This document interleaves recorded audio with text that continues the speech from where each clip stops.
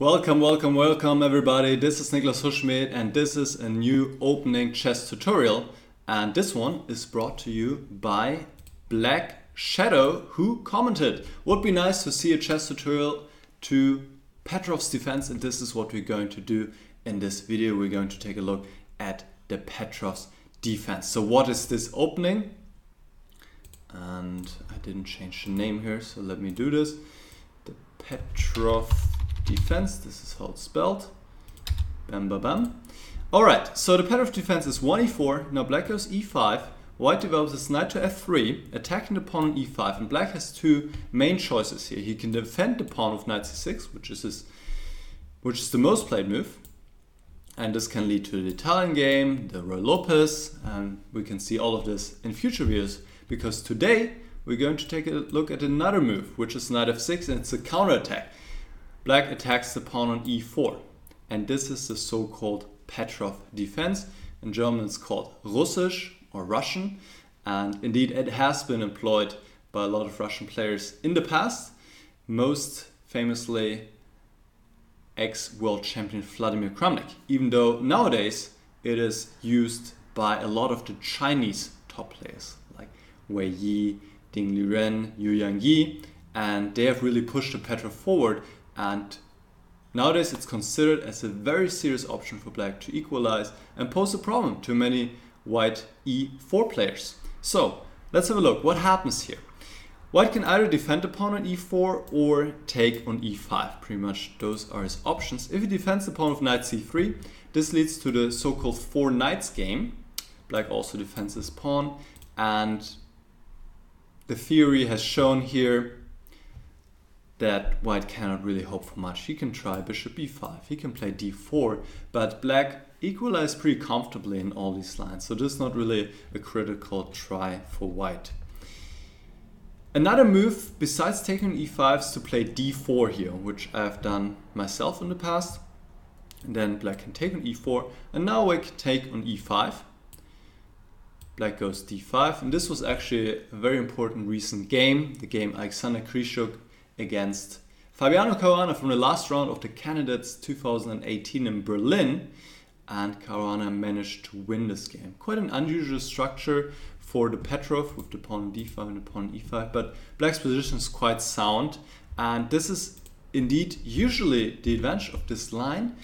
Black is pretty solid and his pawn structure doesn't have any weaknesses usually, so his play is on a solid foundation, and we'll see often positions are quite symmetrical. There's another move, which is actually the main move here I want to point out, bishop to d3, attacking the knight. And here after d5, white goes knight takes e5, knight d7, takes, castle, bishop d6.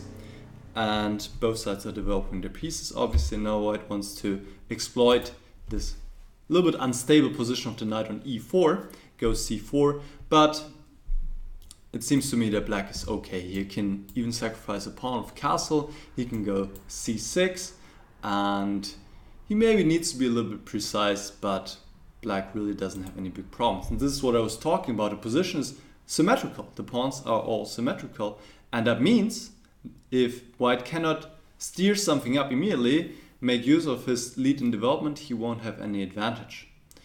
So this is very attractive for black players because white kind of immediately has to prove something.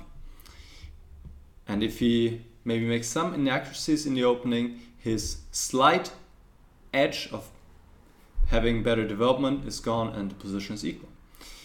So now let's take a look at the main move, which is knight takes e5. Now black cannot take or should not take on e4 here himself. That would take the mirroring too far. White goes queen e2. If black now moves the knight back, white can win the queen by knight c6, attacking the queen, giving check, and queen e7 doesn't help as white can take. So this is not advised. I should add that black can still play on here with queen e7, something like this, win the knight back, but black has better ways to play. So black doesn't go there. Instead, first what he does, instead of taking on e4, he pushes the knight away. He plays d6. The knight drops back, and now black takes on e4. The point is if white plays queen e2, black can just unpin the knight again, then move it back and trade queens, and it's okay. So here white has two main choices. He can either go d4, which is the main move, or he can also play knight c3, develop the knight. Now usually black takes on c3, he can also go back, but it's a little bit slow. So usually black takes, and now white takes with the d pawn, opening up the bishop, which is often a kind of strategy that you see taking away from the center, which is not the rule of thumb. The rule of thumb is to take towards the center, but here taking away from the center has the advantage of freeing the bishop. Now game continues like this, usually bishop e7, bishop e3, knight c6, queen to d2, and here black faces a choice. He can either go for short castle or for long castle. And this is really about what black is in the mood for. If he goes for short castle, as we've already learned in previous videos, then we have opposite castles on the board. What does that mean? It means that there are much more attacking chances for both sides, as white can, for example, push these pawns forward without having to worry about his own king, as the king is pretty safe here on the other side of the board. This means he can launch some kind of attack maybe in the future, playing h4, maybe even g4, bring the knight to g5, bishop d3, all of these ideas. So position is much more double-edged, even though I also think that black is okay here, as he can often, for example, trade pieces along the open e-file.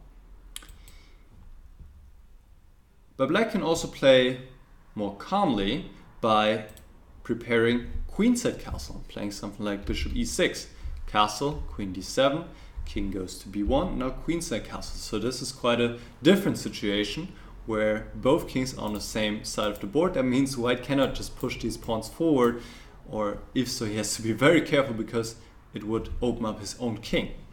So this is a completely different position. White maybe has a tiny edge, but also not much. Black's position, as so often in the Petrov, is super solid. Now let's come back and see the main move, which is, excuse me, there we are, no, there we are not.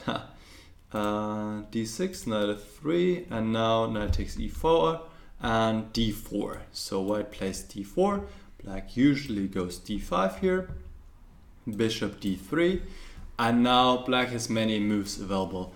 As of recent, this move, bishop f5, has become very fashionable because it has been championed by the Chinese top players who I mentioned earlier.